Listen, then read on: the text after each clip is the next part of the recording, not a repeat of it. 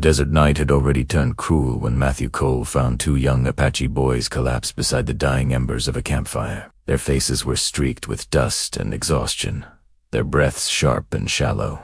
Matthew dismounted, his horse snorting nervously, and knelt beside them. They were barely teenagers. One had a twisted ankle. The other was shaking from a fever. He looked toward the dark horizon-owed tribe in sight. No footprints except their own. The boys whispered one word, again and again. "Father." Matthew hesitated for only a moment. In the Wild West, kindness often invited death. Still, he lifted the first boy into his arms, placed him gently on his horse, then carried the second. His cabin was half a mile away, a lonely shelter of creaking wood and wind-beaten walls. When they arrived, he gave them his bed-cleaned blankets, warm water, and the last of his food. The boys clung to him as if they knew he meant no harm. Matthew whispered, "You're safe here." But as the night deepened and the desert wind howled like a lost spirit, he felt an unease he couldn't explain. He knew Apache lands were dangerous for a man like him. He knew warriors could track their missing children with terrifying precision, and he knew the consequences of sheltering them without permission could be fatal. Before dawn, the ground began to tremble. Matthew grabbed his rifle and stepped outside just as the horizon filled with a line of torches. 150 Apache warriors, moving like a storm made of shadows. Their horses thundered across the earth, dust exploding beneath their hooves. Matthew's breath caught in his chest. At their center rode a massive warrior with braids down his chest and a coat of feathers that marked his rank. It was Iron Hawk, the most feared Apache war chief in the entire territory. The man who, according to every rumor, showed mercy to no one. Matthew raised his empty hands, his heart pounding so loud it drowned out the wind. Iron Hawk dismounted, towering and silent, his eyes like cold fire. "My sons," he said, his voice like rolling thunder, "are inside your house." Matthew swallowed hard, trying not to stare at the blades. Rifles and arrows all pointed directly at him. He kept his voice steady. They were hurt, lost. I gave them food, water, my bed, nothing more.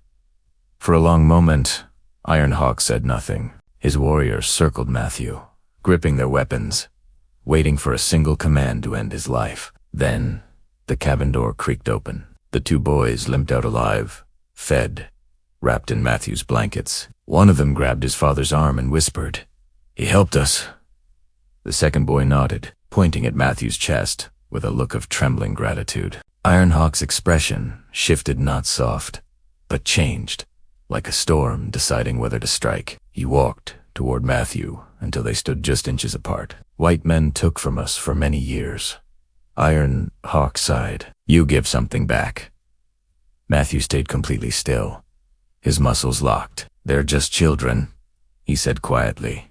Iron Hawk turned to his warriors and raised his hand. Every weapon lowered. The air changed. The desert exhaled. But what happened next, no one could have predicted. Iron Hawk stepped closer, extending a small, carved eagle made from Bonan Apacheana token.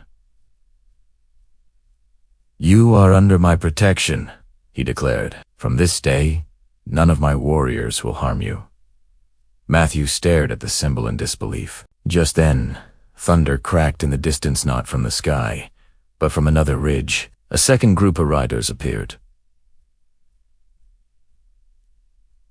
American cavalry, 15 soldiers, armed, nervous, and ready to fire. They saw the gathering and assumed the worst. The cavalry captain shouted orders. Rifles lifted and horses surged forward. "Get down!" Matthew yelled. But before he could move, the two terrified boys ran toward him. Iron Hawk's warriors prepared for war, the canyon filled with shouts. Guns cocked.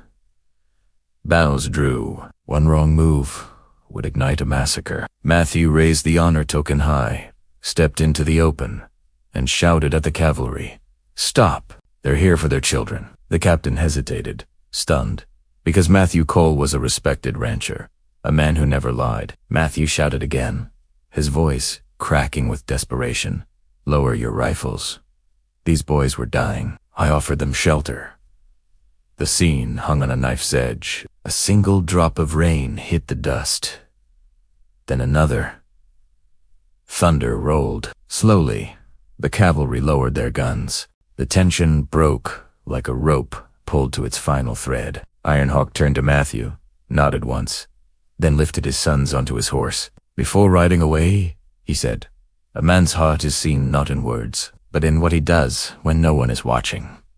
The Apache warriors rode into the storm, disappearing like spirits fading into the dark. Matthew watched them go, exhausted, his breath shaky, his heart full. For the first time, he understood that sometimes the Wild West rewarded bravery in ways that bullets never could. Would you have helped the boys, knowing 150 warriors might come for you? Tell me in the comments, and subscribe for more cinematic Wild West stories.